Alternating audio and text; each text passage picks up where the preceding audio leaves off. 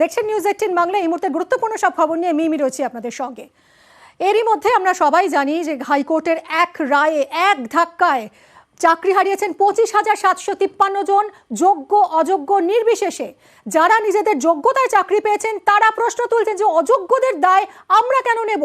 এবার গণ আত্মহত্যার হুমকি দিচ্ছেন এই যোগ্য চাকরিহারারা।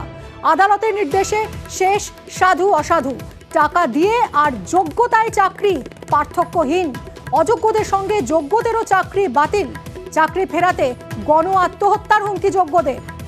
আইন আবেগের ঊর্ধ্বে, যোগ্যতা প্রমাণ দিতে হবে মন্তব্য করেছেন আইনজীবী এবং সিপিআইএম নেতা বিকাশ রঞ্জন ভট্টাচার্য।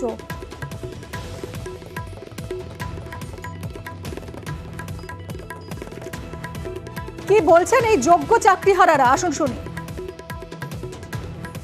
মহামান্য বিচারকের কাছে আমাদের অনুরোধ যে আপনারা আমাদের চাকরিটাকে ফিরিয়ে দিন, আদারওয়াইজ আমাদের গণসুইসাইড করা ছাড়া কোনো উপায় থাকবে না। আজ 14 বছর চাকরি হয়ে গেল, এখন সরকার বলছে যে তুমি বেকার, তোমার কাছে কোনো চাকরি নেই। আমরা কোথায় যাব, কি করব? আমরা শুধু এখানে এসেছি যে আমাদের চাকরিটা ফিরিয়ে দেওয়া হোক, কারণ চাকরি ছাড়া আমাদের পক্ষে বেঁচে থাকা সম্ভব নয়। শুধুমাত্র 5,000 ভুয়ো টিচারের জন্য আমাদের 19,000 যোগ্য টিচারকে বঞ্চিত করা হলো।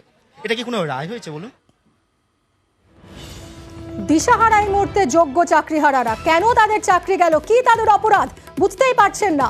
এই মুহূর্তে তারা অবস্থান করছেন, তারা আইনি পথে যাওয়ার কথা ভাবছেন। শুধু তাই নয়, গণ আত্মহত্যার কথাও বলছেন তারা। গণ আত্মহত্যার হুমকি দিচ্ছেন চাকরি প্রার্থীরা।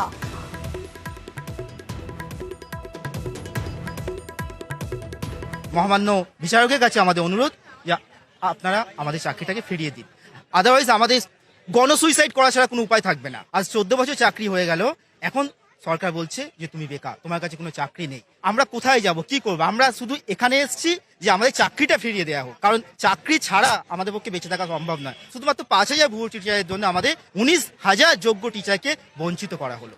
এটা কি কোনো রায় হয়েছে বলুন? আইন আবেগের ঊর্ধ্বে, যোগ্যতার প্রমাণ দিতে হবে মন্তব্য করেছেন আইনজীবী এবং সিপিআইএম নেতা বিকাশ রঞ্জন ভট্টাচার্য।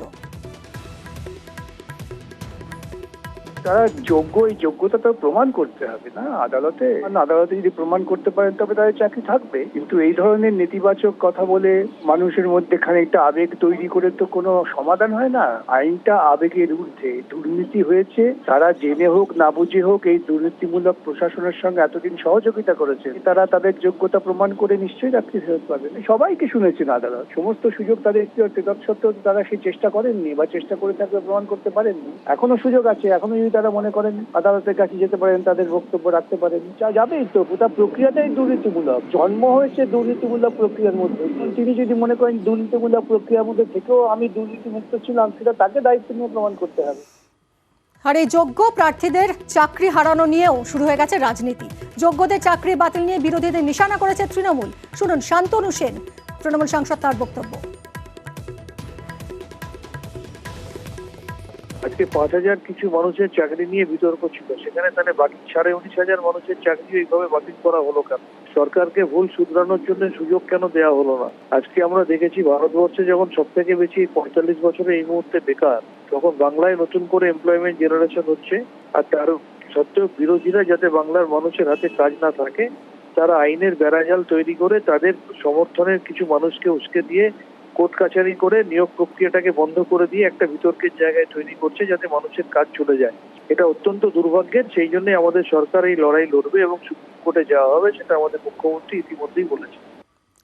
তৃণমূল মুখপাত্র শান্তনু সেন যখন কথা বলছেন, তখন বিজেপি কি বলছে? বিজেপি রাজ্য সভাপতি সুকান্ত মজুমদার তিনিও বলছেন যোগ্যদের চাকরি ফেরাবে বিজেপি। শুনুন। আমি ওনাদেরকে রিকোয়েস্ট করব যে এইসব সিদ্ধান্ত না নেয়ার, তাদের চাকরি বাঁচানোর দায় আমাদের, আমরা বাঁচাবো। এবং যোগ্য চাকরিহারাদের পাশে দাঁড়িয়ে মুখ্যমন্ত্রী গতকাল যে বক্তব্য রেখেছিলেন তা অত্যন্ত গুরুত্বপূর্ণ। এই এক কলমের খোঁজায় যাও সবার চাকরি চলে গেল, আপনার নিজের ছেলে মেয়ে চাকরিটা চলে গেলে আপনি ভাবতেন না? একবার ভাবেন না? আজ যদি কোনো ছেলে মেয়ে আত্মহত্যা করে তার দায়িত্ব আপনারা নেবেন। আমি সেই জন্যই বলছি, চিন্তা করবেন না, আমরা আমাদের সাধ্য মতো আমরা কেসটা লড়বো এবং আমরা মানুষের পাশে আছি।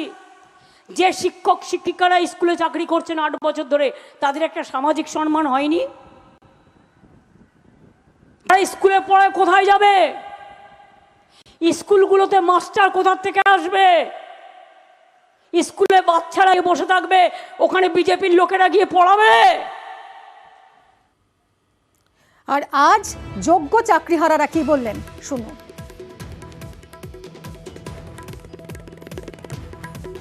মহামান্য বিচারকের কাছে আমাদের অনুরোধ যে আপনারা আমাদের চাকরিটাকে ফিরিয়ে দিন। আদারওয়াইজ আমাদের গণসুইসাইড করা ছাড়া কোনো উপায় থাকবে না। আজ 14 বছর চাকরি হয়ে গেল, এখন সরকার বলছে যে তুমি বেকার, তোমার কাছে কোনো চাকরি নেই। আমরা কোথায় যাব, কি করবো? আমরা শুধু এখানে এসেছি যে আমাদের চাকরিটা ফিরিয়ে দেওয়া হোক, কারণ চাকরি ছাড়া আমাদের পক্ষে বেঁচে থাকা সম্ভব নয়। শুধুমাত্র 5,000 ভুয়ো টিচারের জন্য আমাদের 19,000 যোগ্য টিচারকে বঞ্চিত করা হলো। এটা কি কোনো রায় হয়েছে বলুন?